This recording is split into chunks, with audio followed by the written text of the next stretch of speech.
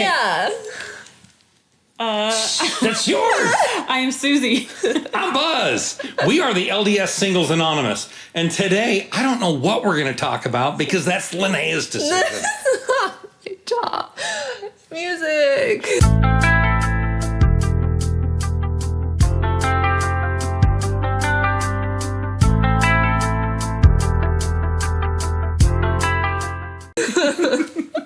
Okay, so we thought today we'd talk a little bit about dating because we're all thinking about it. We're all single. We're always thinking about dating, right? We are? I mean, okay, keep going. Here's a better way to put it. Everyone else is always thinking about us dating. There we go. That's really what it is. There we go. Hey, Everyone Buzz, is you're always... broken. Quick, I'm going to peddle you some people that I don't even know who they are, but quick, get married so we can call you fixed. I feel like that's a feeling every single person can. You felt that even, I'm sure. Yeah, especially the first few years. Well, I'd say for the first couple of years after my divorce, people kind of left me alone, knowing, she needs time or whatever. But then it was always when I was with a group of friends. Are you dating anyone? Are you dating anyone? Are you dating anyone? Who would I be dating? Who would I be dating? So that eventually I did kind of venture out and look. But you get this feeling of, you're not okay if you're not with someone. If you're not partnered up, you're not okay. Because look at us, we're all married and we're all okay, but you're not okay if you're not with someone.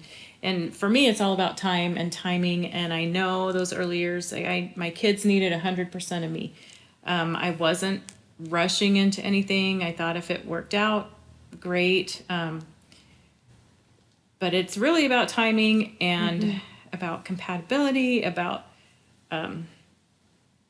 hopefully finding the right person that you click with and connect with, but it doesn't make you less of a person. One whole single person is not less than two married people together. Yes, accurate. I agree. I appreciate that comment a lot.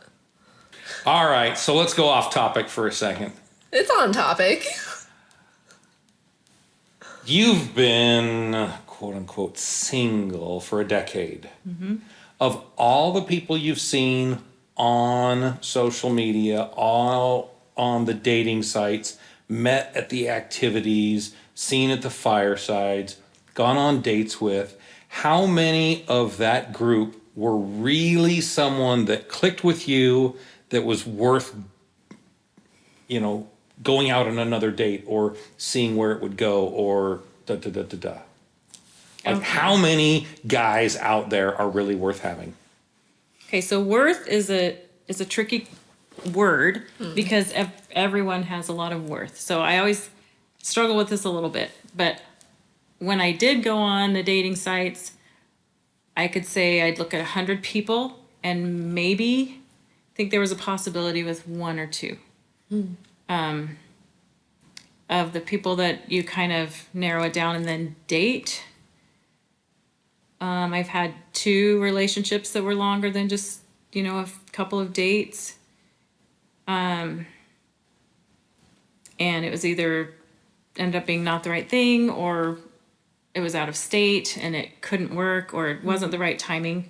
But then there are also people that I think are really good people and you don't click with, you're not fully compatible with, or maybe they're not fully healed from what they've been through. And I have seen several times men that were in a long duration marriage, they had children with that person, and then for whatever reason they divorce, and that man will jump into another marriage quickly because he wants to be married. He doesn't want to feel that loneliness. And Right.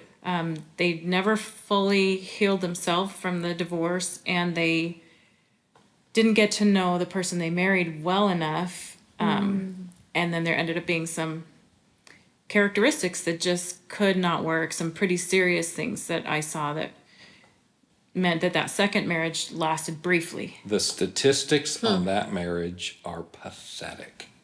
How many of those that people jump into that really last? They're not good.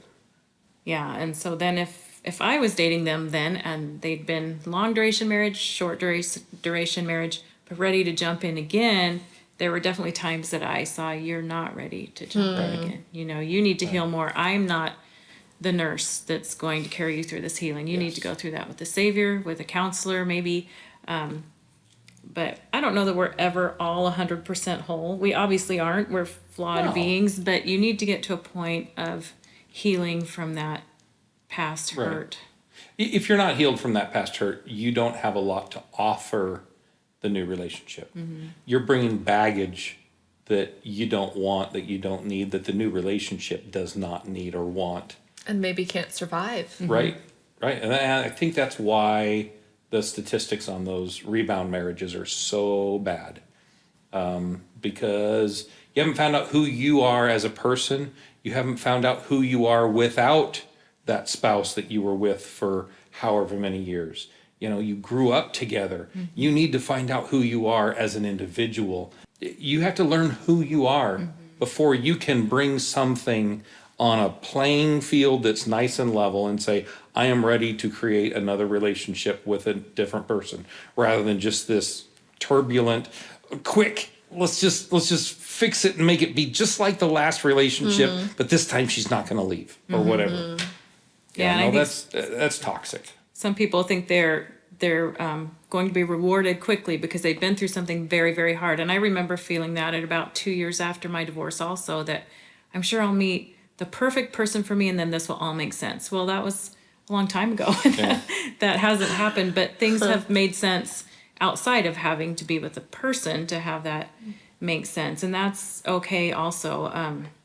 At the time of the divorce, my identity was the wife of this person and the mother of these children. And so I needed to figure out, what do I do now? Because I had a plan for my life and how it would look. And that was all changing quickly and out of my control. And so I went back to work in the field that I had gone to school in, physical therapy. And I was grateful I could get a job in the school district. So I kept my kids' schedules.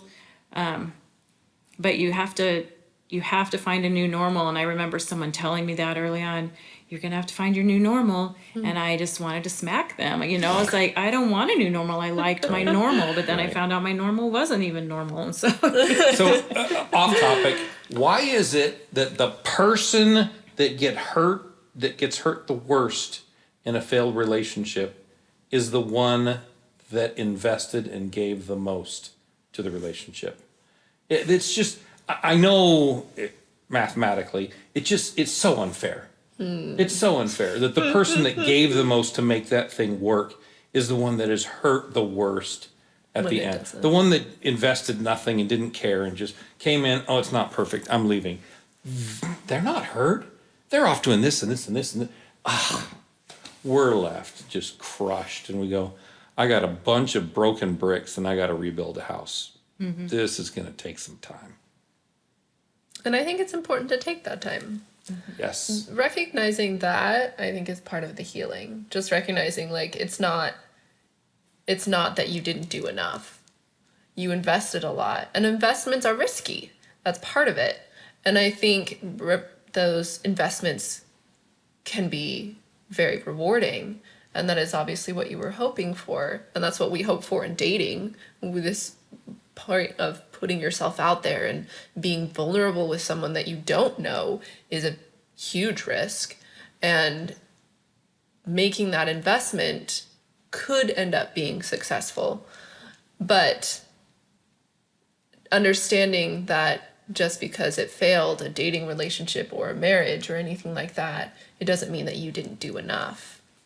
yeah, I mean, that kind of brings me back to agency, how if you can want this marriage to work with all of your whole being, and if that other person doesn't want it, they're done, whatever's pulling them a different way, you have to accept that. You have to let them go. And that was a really hard time for me, a hard principle for me. But I think it also applies then once you're in that world of dating. You know, you're on a date with someone, they may be really into it, and you're like, I'm just not feeling it. Then, you know, they have to respect your agency. But the same thing, like, you may be really interested in someone else, and they're like, yeah, I don't feel like it's the right time or the right thing or whatever. And then, you know, instead of being hurt and, oh, poor me, and a martyr about the whole thing, just accept that's their agency. You know, I don't want to be with someone that isn't excited to be with me. So it's a lot of growing and maturing, but also respecting that principle of agency, that we can go out and learn from every date we're on and every person we're with,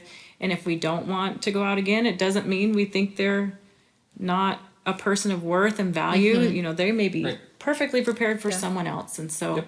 it's great to get to know them, and, you know, good luck in the future. Good luck in the future. Yeah. That's a good one.